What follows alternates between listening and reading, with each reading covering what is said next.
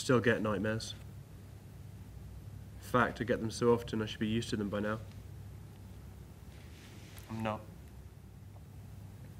I guess no one really ever gets used to nightmares. For a while there, I tried every pill imaginable. Anything to curb the fear. Excedrin PMs, melatonin, tryptophan, Valium, Vicodin. Quite a few members of the barbital family. Pretty extensive list.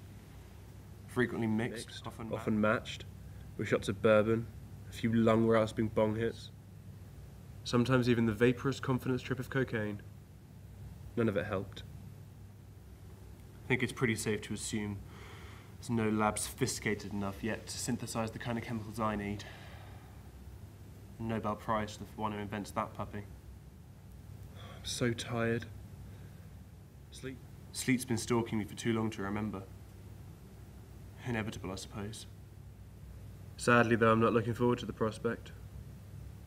I say sadly because there was a time I used to enjoy sleeping. In fact, I used to sleep all the time.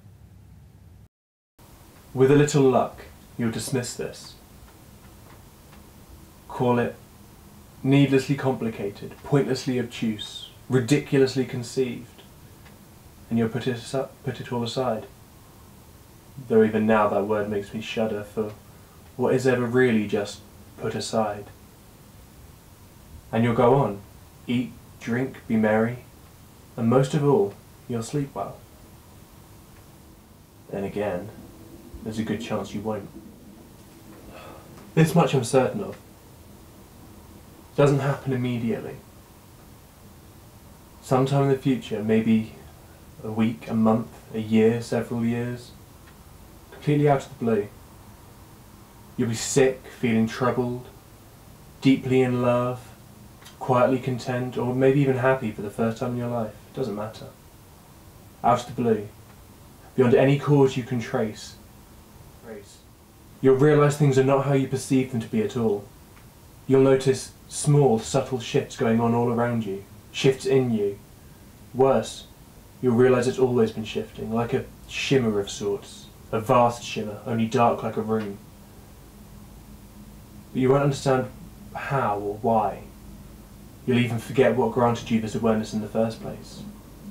Old shelters, television, magazines, movies, won't protect you anymore. You might try scribbling in a journal or on a napkin, and that's when you'll discover that you no longer trust the very walls around you.